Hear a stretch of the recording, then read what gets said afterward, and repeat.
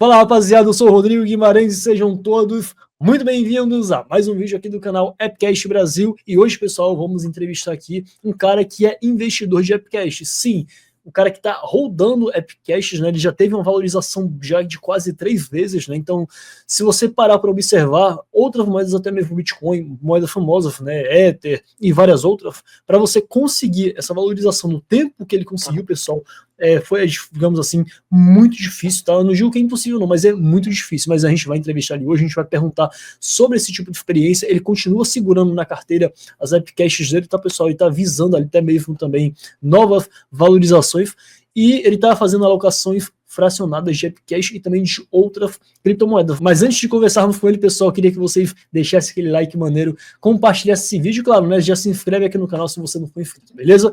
Mas sem mais delongas, vamos aqui chamar o nosso amigo Jefferson Alexandre, enfim, Jeff para os mais íntimos, tá? Vamos aqui chamá-lo, o nosso investidor de Appcash. Cara, seja bem-vindo aí, se quiser dar a sua breve apresentação pro pessoal, pode ficar à vontade. Cara, me conta sobre essa história aí que você faturou, tipo, você lucrou 3 vezes, né, digamos assim, o valor da moeda, você comprou um valor e vendeu quase 3 vezes mais caro, então se apresenta e conta um pouco mais sobre essa história aí, cara, que eu fiquei curioso. Prazer, Rodrigo, estar aqui com vocês hoje na Appcash, né?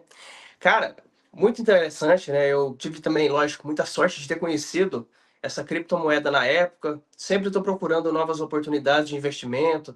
Afinal, o investidor é sempre diversificado, né? A gente sempre tem que procurar fracionar sempre o máximo possível o nosso capital para que a gente não fique preso, né, em nenhum tipo de ação ou até mesmo fique sem capital na hora de poder fazer algum novo investimento. Eu estava, né, nas minhas buscas diárias, né, achei a Epic Cash, achei ela bem interessante, seu projeto, desenvolvimento, os desenvolvedores bem ativos no mercado e tudo mais, né, me chamou bastante a atenção. Vi que ela estava num preço interessante, 25 centavos na época, novembro lá do ano passado e tudo mais.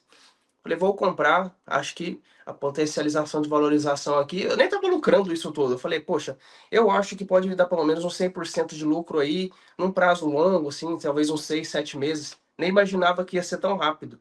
Comprei, quando foi dezembro, eu já tinha lucrado 3 vezes, vendi uma parte do meu capital aí a 69 centavos, alguma coisa assim. Deixei um pouco do meu capital disponível lá ainda, de acordo com que ela fosse corrigido, porque logicamente depois de um ativo subir tanto, né, vem as correções, muita gente realiza lucro normal, faz parte do mercado. Bitcoin tá aí para provar isso para a galera, né, bateu lá 108, 109 mil dólares, hoje já tá 85, porque muita gente já tá realizando seus lucros. Lógico, o governo também não tá ajudando, né? Sim, cara, poxa, você comprou a 25, foi quase 3 vezes, 3 Quase vezes 3 o valor vezes. inicial, né? 69, caraca, 69 centavos em um mês, cara. Pois é, tá rendendo mais que a renda fixa. É uma renda variável, claro. Então, deixando muito bem claro, pessoal, que nem eu, nem o Jeff estamos aqui incentivando você não um conselho de investimento, mas assim, se a gente observar o que aconteceu com o Jeff, né, isso também pode acontecer com você, pode acontecer com qualquer pessoa, basta você entrar no momento certo, fazer uma boa análise técnica. Eu acredito que o Jeff tenha feito uma boa análise técnica, ele, assim como eu, sabe ler gráficos também, então eu acho que ele deve ter pego ali um momento mais preciso ali, deve ter identificado um suporte, né? Entrou ali, pegou aquele momento especial, né? E foi lá. E quando o preço ele subiu, ele conseguiu faturar. Cara, você sabe me falar se vendeu no topo ou não? Acho que foi próximo do topo. Tô vendo aqui. Foi Não, tô próximo, vendo aqui o próximo. gráfico.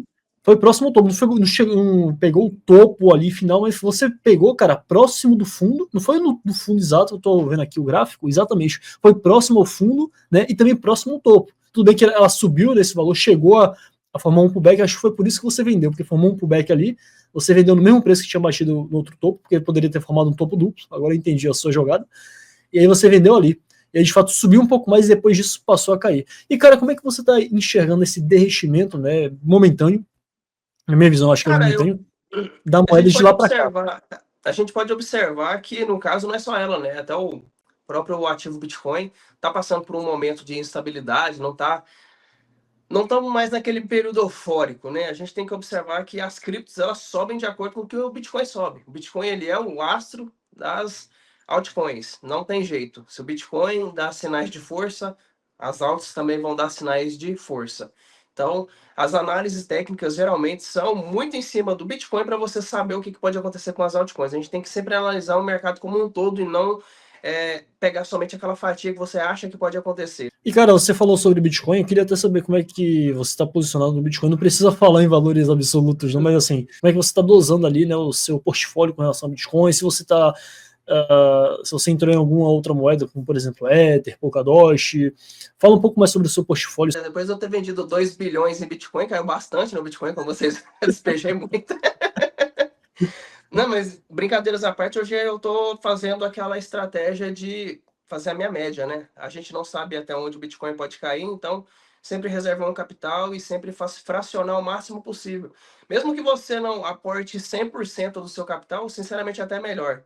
Porque às vezes você pode aportar uns 50%, 60% e esse capital do nada começa a subir. Você vai pegando as baixas, uma porcentagem, vamos supor que a cada baixa que você acha interessante, você aporta ali 10% do que você tem.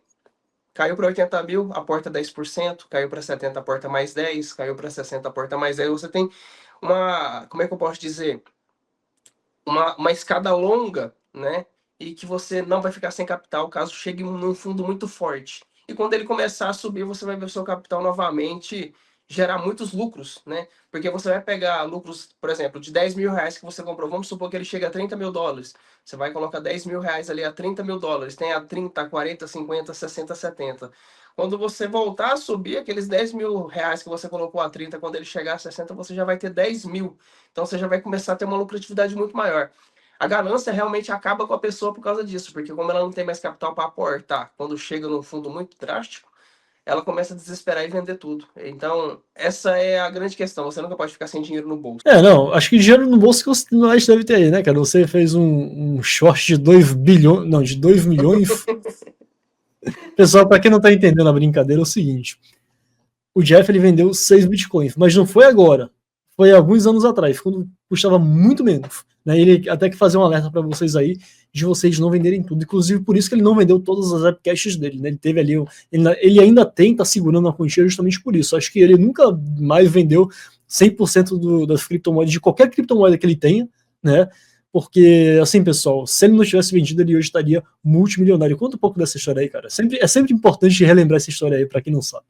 Na época eu era trader para outras pessoas e esse cara me pagava em Bitcoin na época. E aí eu lembro que nos meus trades que eu fiz para ele sempre me dava 30% de todo o lucro, né, na época. Aí eu fui fazendo, tive muitos acertos, sempre estudei bem o mercado. Acabei nessas porcentagens, eu acabei tirando 6 bitcoins de lucro. Na época o Bitcoin valia 10 mil reais. Não era nem dólares, era reais. Ele valia tipo 3 mil dólares. Era muito pouco. Aí, poxa, na época, 2015, 2016, mais ou menos na época, eu acho. Poxa, 60 mil reais naquela época era muito dinheiro, né? Faz praticamente 10 anos isso daí, né? Então, assim, realmente eu dei muita bobeira de não ter segurado. Mas é aquela questão, na época eu não tinha tanto conhecimento de que Bitcoin poderia subir tanto. E a imaturidade faz a gente pagar o pecado. Pois é, cara. Tipo, 60 mil naquela época era como se fosse 120, 150 mil reais hoje. por aí, por aí. Mesmo assim, cara, mesmo, olha quanto é que tá o Bitcoin. Um Bitcoin tá custando bem mais que isso, né? Então, assim, Não, que sirva cara, de não fala exemplo. nada não, que eu vou ali beber chumbinho, viu? Ai, ai, mas enfim, cara. Talvez numa outra dimensão aí, né? Porque dizem que a vida da gente tem várias dimensões, várias possibilidades. Talvez em uma dimensão aí, sei lá, em outra dimensão você não vendeu seus bitcoins, está agora no seu Se eu iate de luxo. tivesse bitcoins hoje, talvez eu teria condições até de investir em criptos para outros lados, sei lá, para o Japão, criptomoedas japonesas por aí. Mas hoje em dia, com a falta de Olha, dinheiro, rapaz. é Bitcoin Cuidado, viu? mesmo e Epic Cash. E vida que segue, um Ethereumzinho também vai bem, né? Apesar que o Ethereum tá. Não vou mentir, não, cara. Eu tô sentindo o Ethereum um pouco bem, assim, um pouco fraco. O Bitcoin tá subindo e o Ethereum tá bem estabilizado com uns 2 mil dólares já tem alguns dias. Isso me assusta um pouco. Entendi. E, cara, agora fala também sobre projetos que são de altíssimo risco, né? Que as pessoas vão lá e colocam só pelo meme, só pelo, digamos assim, pela oportunidade de tirar dinheiro, como por exemplo da Vira-Lata Finance, né? Que foi um projeto que você colocou grana. Esse sim vale a pena despejar 100%, né? Mas conta também sobre essa história, cara. Ah, esse eu até falo, na época eu. Inclusive, o nosso amigo Marcos, a gente fez muita live sobre essa criptomoeda. Eu lembro que eu comprei não sei se eu não me engano, foi R$ 1.000 dela na época, Você só é pelo doido, meme. mano. Eu falei, Você é cara, doido. por que não, né? Por que não? Só que a gente, infelizmente, não acerta todas, né? Quando eu comprei esse besterolzinho, ela já tava no topo, ela não subiu mais. Tipo, ela subiu um pouquinho, foi para 1.100, 1.200. Meio que eu peguei realmente o topo do topo. Teve gente que eu vi no YouTube, cara, fez tanta. Foi uma febre tão forte esse meme que teve gente que fez $500.000. O cara postava no YouTube vídeos, sabe? E segurando, cara. Ele segurava assim, com todo, sei lá, com toda a confiança do mundo que essa moeda ia, sei lá, deixar ele bilionário, só pode, porque eu nunca vi um cara tão corajoso. Cara, $500.000 é tipo 2,5 milhões de reais, né? Não é, 2,5 milhões de reais. É muito dinheiro. Mas para alguns é muito, né? Para outros, pelo jeito, para esse cara não era, não. Eu não coloquei um centavo, né? Tiveram uns amigos meus aí, ó. Eu vou até falar, tiveram uns amigos meus aí, ó. Não vou falar quem é, ó. Não vou falar quem é, não, ó. Não vou falar quem é. Rodrigo, bota lá na Vila Lata Finance, cara. Coloca R$ 100 que seja. Não, mano. Não vou colocar grana nesse projeto. Ah, tá todo mundo fazendo dinheiro com o projeto. Não, mano, não vou colocar, não. E ainda bem que eu não coloquei, senão ó, eu ia entrar pelo Né, cano. mano? O negócio seu é deixar o dinheiro na carteira e alguém vir lá e passar a mão.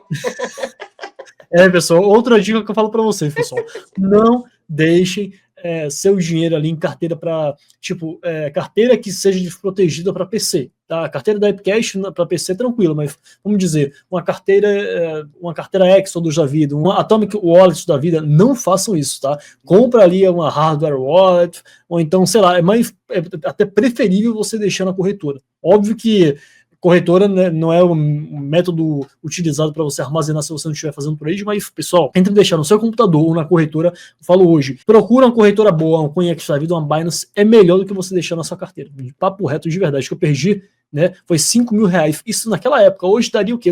Tipo, isso foi em 2021 ou 22, 21. Isso daria hoje cerca de uns 15 pau. Isso já.